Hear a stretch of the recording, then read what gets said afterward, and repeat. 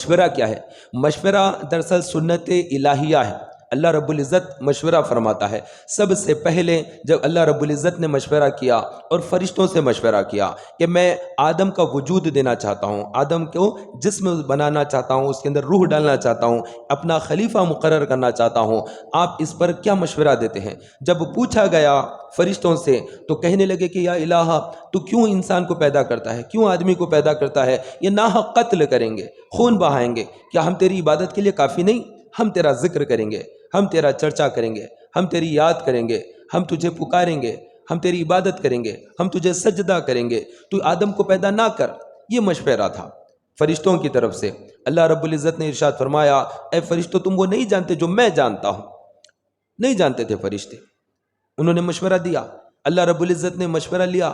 پوچھا، اور پھر ان کا مشورہ مناسب نہ تھا تو اللہ رب العزت نے پھر ارشاد فرما دیا اور پھر آدم کی تخلیق فرمائی۔ حضرت سیدنا آدم علیہ السلام کا وجود بخشا تو پھر اس کے لیے مٹی کو لانے کا حکم ہوا کہ فرشتوں کو بھیجا جائے۔ سب سے پہلے جبریل امین گئے کہ مٹی لے کر آئیں زمین سے، تو زمین رونے لگی، چلانے لگی کہ نہ مجھے لے کر نہ جایا جائے، کہ یہ مجھے پھر آگ میں ڈالا جائے گا جب میں نافرمانی ہو جائے گی انسان سے۔ تو پھر حضرت جبریل امین نے چھوڑ دیا۔ پھر اسرافیل علیہ السلام کو بھیجا گیا، وہ اٹھا کر لے جانا چاہے، لیکن وہ بھی جب دیکھا کہ مٹی رونے لگی ہے، انہوں نے بھی مٹی کو چھوڑ دیا، واپس آ گئے اور اپنا رکھ دیا رب کے بارگاہ میں معروضہ، اور اللہ تعالیٰ پہلے ہی سے جانتا ہے کہ وہ کیا کہیں گے اور کیا معاملہ ہوا ہے۔ اور اس کے بعد پھر اللہ تعالیٰ نے میکائیل علیہ السلام کو بھیجا، وہ فرشتہ آیا اور مٹی زمین سے لے جانے لگا، لیکن مٹی لے جانے کے وقت میں مٹی رونے لگی، زمین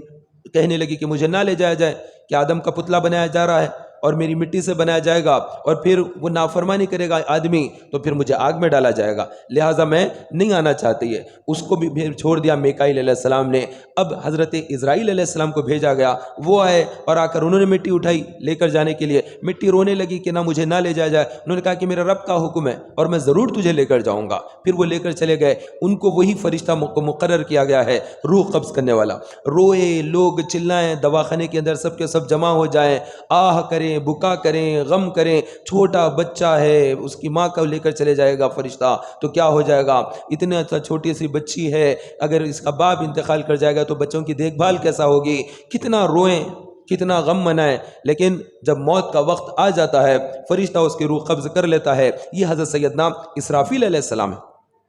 جن کی ذمہ داری ہے۔ جبریل امین ہے، اہم ترین، سب سے جبریل امین فرشتوں کے سردار،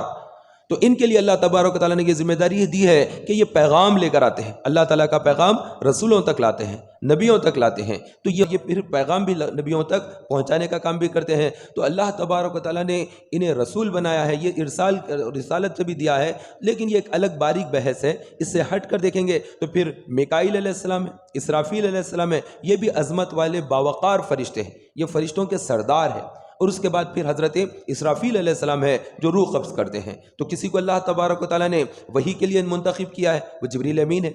پھر اسرافیل علیہ السلام ہے جن کو پانی پر اور ہواؤں پر اللہ تبارک و تعالیٰ نے موکل کر دیا فرشتے کو، انہیں وہ طاقت بخشی۔ پھر حضرت میکائیل علیہ السلام ہے، ان کی تخفیض اللہ تعالیٰ نے کر دی ہے کہ وہ اسرافیل علیہ السلام کے سور ان کو دیا گیا ہے کہ جب وہ سور پھونکیں گے تو قیامت قائم ہو جائے گی۔ اور میکائیل علیہ السلام بارش کا ذمہ داری، ہواؤں کی ذمہ داری ان کے پاس ہے۔ اور اس کے بعد حضرت اسرائیل علیہ السلام ہے جن کو یہ سپرد کیا گیا کہ لوگوں کی روحوں کو قبض کرنا، جان نکال لینا ہے لوگوں کی، یہ اہم ترین کام انہیں دیا گیا ہے۔ تو یہ اللہ رب العزت نے کام کو بانٹا ہے تاکہ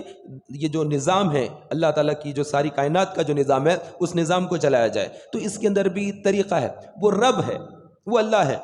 بغیر کسی فرشتے کے بھی وہ چاہے تو روح قبض کر لے، لیکن اس نے ایک نظام بنایا، پھر ہر ایک کو الگ الگ ذمہ داری دیا ہے، وہ اپنی ذمہ داری پوری کرے۔ اور پھر فرشتوں سے مشورہ کیا ہے، فرشتوں کی بات نامناسب رہی ہے تو پھر اللہ تبارک و تعالیٰ نے آدم کی تخلیق بھی فرمائی، اور پھر فرشتوں کو حکم دیا کہ آدم کو سجدہ کرے،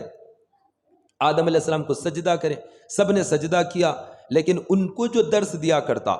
اس نے انکار کر دیا۔ فرشتوں کا جو سردار تھا، حالانکہ وہ فرشتہ نہیں تھا، وہ تو جن تھا اور وہ نالائق تھا، اس نے انکار کیا کہ میں کیوں سجدہ کروں، میں آگ سے بنا ہوا ہوں، میں تو جن ہوں، اور آگ تو اوپر اوپر کو جاتی ہے، آپ سلکا کر دیکھیں گاڑی کو،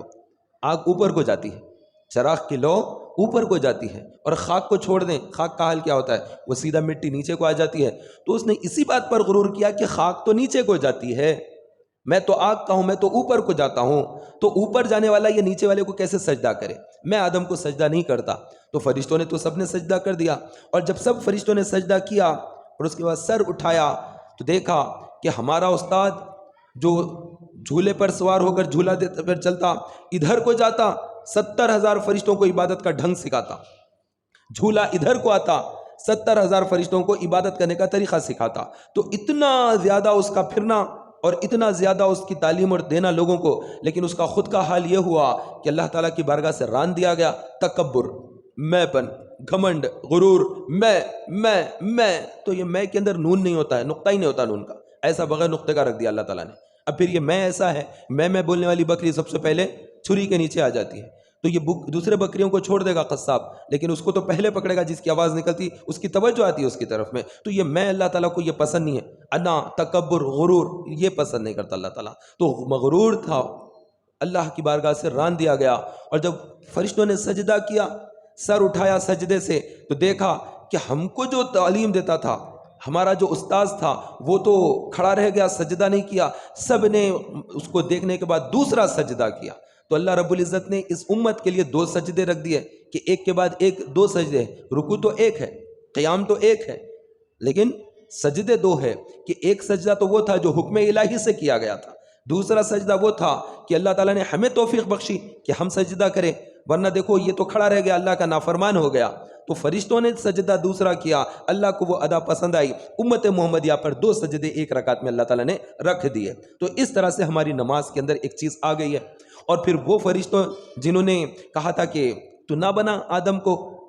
ہم کافی ہے عبادت کے لیے، تو اللہ تبارک و تعالیٰ نے ان سے کہا کہ جاؤ جا کر آدم کو سلام کرو۔ وہ فرشتے آیا اور آ کر آدم علیہ السلام کو سلام کیے، تو آدم علیہ السلام نے جواب دیا وعلیکم السلام ورحمۃ اللہ، اور اس کے بعد پھر یہ اس طرح کی بات چیت ہو گئی ان کی، اور وہ سلام اور وعلیکم السلام ہمارے درمیان میں رکھ دیا گیا ہے۔ اور اس کے بعد پھر پوچھا گیا آدم سے کہ بتاؤ اے آدم، بتاؤ یہ چیز کیا ہے، یہ چیز کیا ہے، یہ چیز کیا ہے؟ جو سوال کرتے فرشتے، آدم علیہ السلام اس کا جواب دیتے، ایک ایک شے کو وہ پوچھتے، ہر شے کا نام آدم علیہ السلام نے بتا دیا۔ علماء نے یہاں تک لکھا کہ زمین پر جتنی چیزیں ہیں اور جتنی چیزیں ہوں گی اور آسمانوں میں جو کچھ ہے، تمام کا علم اللہ تعالیٰ نے آدم علیہ السلام کو عطا کر دیا، اور علم کے ذریعے انہیں بلندی عطا فرمائی۔ فرشتے تو عمل کرتے تھے، فرشتے تو نماز پڑھتے تھے، فرشتے تو ذکر کرتے تھے، فرشتے تو اللہ کی یاد کرتے تھے، رکوع کرتے تھے، سجدے کرتے تھے، قیام کرتے تھے، اللہ کی یاد تھی ان کے پاس۔ لیکن یہاں پر یاد الہ سے زیادہ جو اہم چیز ہو گئی ہے وہ ہے علم۔ علم کے ذریعے تو اللہ کی یاد اور اچھی ہوگی۔ تو اللہ رب العزت نے آدم علیہ السلام کو علم سے نوازا، وہ عالم ہوئے، اور اللہ رب العزت نے انہیں اپنا خلیفہ بنایا، تو وہ خلیفہ ہو گئے، اللہ کا خلیفہ زمین پر حضرت سیدنا آدم علیہ السلام۔ تو اللہ رب العزت نے پھر واقعات ہے کہ پھر اللہ رب العزت نے انہیں زمین پر بھیج دیا، اور پھر یہاں سے انسان آگے بڑھتے چلے گئے۔ تو یہ معاملہ ایک بتانا یہ تھا کہ اس طرح سے اللہ تبارک و تعالیٰ نے مشورہ لیا، تو مشورہ کرنا سنت الہیہ ہو گیا۔ اب رہی بات یہ کہ زمین پر آ جانے کے بعد سلسلہ چلتا رہا، اور پھر جب زمین پر آ گئے تو آدم علیہ السلام نے کیا کہا اپنے بیٹے سے؟ جب آپ کا پردہ فرمانے کا وقت آ گیا تو اپنے بیٹے کو بلایا، بلا کر کہا کہ اے بیٹے، میں جنت میں تھا، اللہ کی عبادت کرتا تھا، لیکن بس مجھ سے ایک بھول ہو گئی، اور وہ بھول یہ کہ مجھے اللہ رب العزت نے منع کیا کہ تم فلاں درخت کا پھل نہیں کھانا، گندم کا درخت ہے، گندم گیہوں نہ کھانا، میں نے جو ہے وہ کھا لیا۔ اور میں نے کیوں کھایا؟ مجھے میری زوجہ نے کہا، حوا نے کہا کہ یہ کھاؤ۔ حوا نے کیوں کہا؟ حوا کو شیطان نے کہا کہ تم یہ کھلاؤ انہیں، ہمیشہ جنت میں رہیں گے، تو جھوٹی بات کہی اس نے۔ تو جھوٹ سب سے پہلے کس نے کہا؟ شیطان نے کہا، اور پھر اللہ کی قسم کھانے سے انہوں نے یقین کر لیا کہ سب سے پہلے اللہ کی جھوٹی قسم جس نے کھائی شیطان ہے۔ تو جھوٹی قسمیں کھانا یہ شیاطین کا کام ہے، اور جھوٹی قسم اللہ کی کھا کر غلط باور کرا دینا یہ بہت بڑا گناہ ہے۔ شیطان نے بڑا گناہ پہلے تکبر کیا کہ میں بڑا ہوں، میں سجدہ نہیں کرتا، اللہ کی نافرمانی کی، اور پھر جھوٹ بولا، زندگی کا اور ہمیشگی کا لالچ بتا رہا، اور ساتھ ساتھ گمراہ کرنے کے لیے آ رہا ہے۔ تو آدم علیہ السلام کے پاس تو نہیں آ سکا، وہ تو نبی ہیں، لیکن حوا رضی اللہ عنہ کے پاس آ گیا کہ وہ نبیہ نہ تھی، ان کے پاس آیا، ان کے ذریعے آدم علیہ السلام پر حملہ کیا ہے۔ تو اکثر یہی ہوتا ہے کہ آدمی بسا اوقات عورتوں کی خواہشات کی وجہ سے گناہ کے دلدل میں چلے جاتا ہے، عورتیں اسے سمجھاتی ہے کہ یہ کریں گے، یہ کریں گے، یہ کریں گے، یہ کرنا تھا، یہ نہیں کرنا تھا، ان کی باتوں میں آ کر چلو اب یہ بول رہی ہے نا، چلو یہ بول رہی ہے، کسی کی بھی نہیں سنے گا۔ لیکن گھر میں جب خواتین بول دیتی ہیں تو جان دو اب یہ بول رہے نا، ان کی بات سن کے کر لیتا ہوں، یہاں پر یہ معاملہ غلط ہو جاتا ہے۔ تو عورتوں کی باتوں کے اندر بھی بعض دفعہ شیطان اپنی بولی بولنے لگتا ہے۔ زبان عورت کی رہے گی، بولی شیطان کی رہے گی، اس سے بھی اپنے آپ کو بچانا ہے۔ اب ہوگا کیا کہ جب آ گئے آدم علیہ السلام زمین پر اور اپنے بیٹے کو آخری وقت میں جب تلقین کی اور انہیں وصیت کی، اس وصیت میں فرمایا کہ اے بیٹے، اللہ کی نافرمانی سے ڈرنا چاہیے، جس چیز سے اللہ نے منع کیا اسے رک جانا چاہیے، اور دوسری بات یہ کہ جب کوئی کام کرے تو ضرور مشورہ کر لینا۔ کہ میں اگر فرشتوں سے مشورہ کرتا کہ میں گندم کھاؤں یا نہ کھاؤں تو فرشتے ضرور کہتے کہ اللہ نے منع کیا ہے تم نے ہرگز نہ کھانا، لیکن میں نے مشورہ نہیں کیا، تو دیکھو میرا کیا ہوا کہ اللہ تعالیٰ نے مجھے زمین پر بھیج دیا۔ میں ہمیشگی کی جنت میں تھا، لیکن اندھیری اندھیری رات والی اس زمین پر مجھے بھیج دیا گیا ہے، اور عورتوں کی بات میں نہ آنا، اس طرح سے انہوں نے آخری وقت میں تلقین کی۔ تو معلوم ہوا مشورے سے فائدے ہی فائدے ہیں، مشورہ نہ کرنے سے نقصانات ہوتے ہیں۔ تو یہ انتخابات ہے، حیدرآباد اور تلنگانہ ریاست میں ہم جہاں رہتے ہیں یہاں پر الیکشن ہے، تو الیکشن میں مشورہ طلب کر رہا ہے الیکشن کمیشن، اور ہم سے پوچھ رہا ہے کہ اس علاقے میں آپ کے پاس کون ایم ایل اے ہونا چاہیے۔ اب ہم مشورہ دیں نہ دیں یہ ہمارے اوپر ہے، لیکن مشورہ نہ دینا یہ نقصان دہ ہو جائے گا، کیونکہ جب فرشتوں سے مشورہ لیا گیا تو فرشتوں نے ضرور مشورہ دیا، تو مشورہ تو دینا چاہیے، پوچھا جا رہا ہے تو بولنا چاہیے۔ یہ ووٹنگ رائٹ ہے، اس میں لازمی طور پر اپنی بات رکھیں اور صحیح بات رکھیں، مضبوطی کے ساتھ رکھیں۔ اور ایک چیز یاد رکھیں، جنگوں کا جب دور شروع ہوا، اللہ کے نبی علیہ الصلوۃ والسلام مکہ مکرمہ سے ظلماً وہاں سے ہٹائے جا رہے تھے، اللہ کے نبی علیہ السلام مدینہ منورہ تشریف لائے۔ مدینہ منورہ آنے کے ساتھ ہی ابوا کے نام پر، ابوا کے مقام پر پہلی جنگ ہوئی، اس کے بعد دوسری ہوئی، تو پھر بدر کے دوسری سن ہجری میں، اب بدر کے بعد تیسری سن ہجری آ گئی، اس میں احد کی جنگ آ گئی، پھر چوتھی آ گئی، اب جنگ خندق کا موقع آ گیا، خندق لڑی جا رہی ہے جنگ۔ اللہ کے نبی علیہ الصلوۃ والسلام غزوے میں آ رہے ہیں، جنگ کے لیے تشریف لا رہے ہیں، تو اس وقت میں مشورہ طلب کیا کہ اب تو پورے 20,000 لوگ ہم پر حملہ کر رہے ہیں مدینہ منورہ میں، پہلے تو صرف 950 تھے بدر کے موقع پر، اور مسلمانوں کی تعداد 313، پھر احد کا میدان آ گیا تو مشرکین کی تعداد 3,000 ہے۔ غور کر لیں میری بات کو، آپ کے انتخابات بھی ہیں، آپ سمجھدار کے لیے اشارہ کافی۔ مشرکین کی تعداد 3,000 ہے احد کے میدان میں، اور مسلمانوں کی تعداد 1,000 تھی جب مدینے سے نکلے تھے، لیکن جب مدینے سے احد کے میدان پر پہنچے 700 رہ گئے، 300 بھاگ گئے۔ یہ 300 کون تھے؟ کلمہ پڑھنے والے تھے لیکن منافق تھے، ان کے دلوں میں نفاق تھا، یہ نبی کے ساتھ نہیں تھے۔ آج بھی آپ دیکھیں گے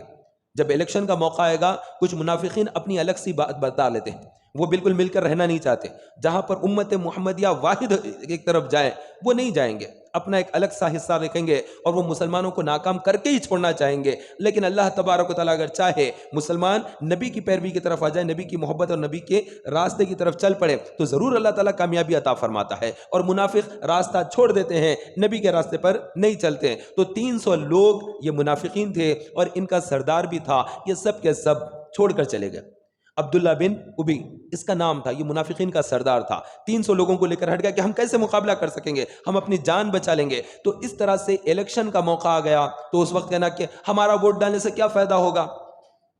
ہمارا ڈالنے سے کیا ہوگا، یہ کون کہتے تھے وہ اس زمانے میں، ہمارے ووٹ کا کیا ہے۔ تو اللہ رب العزت جب کوئی نعمت دیتا ہے تو اس نعمت کو پھر اختیار کر لیں،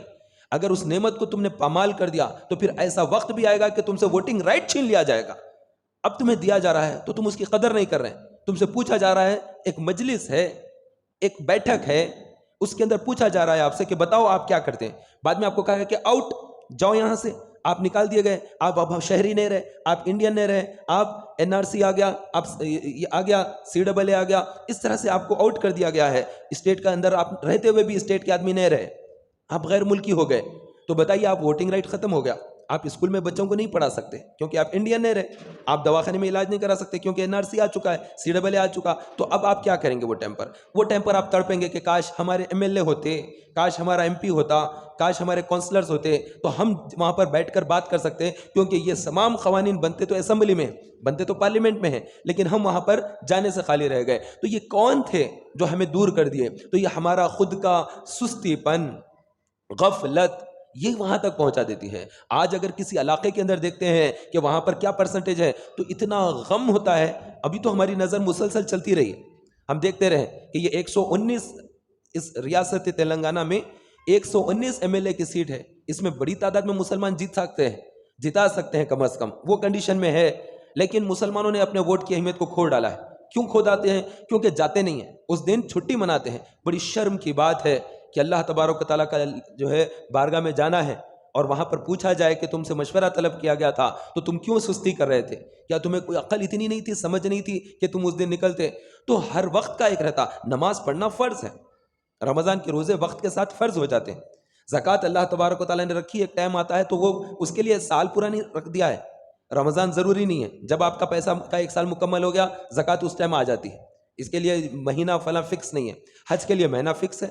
نماز کے لیے ٹائم فکس ہے، روزے کے لیے مہینہ فکس ہے۔ ایسے جو معاملات آتے ہیں جو امت کو متحدہ طور پر مل کر کرنا کرتا ہے، ایک شجاعت کے ساتھ، بہادری، مجاہد کی طرح ہونا پڑتا ہے، وہ ٹائم پر اللہ کی راہ کا مجاہد بننا پڑتا ہے، تو وہ ٹائم پر نکلنا پڑتا ہے۔ وہ ٹائم پر نہ نکلے، یہ پیچھے رہ جانے والے لوگ ہیں، یہ راہ پر نہیں آنے والے لوگ ہیں، الیکشن میں ووٹ نہیں ڈالنے والے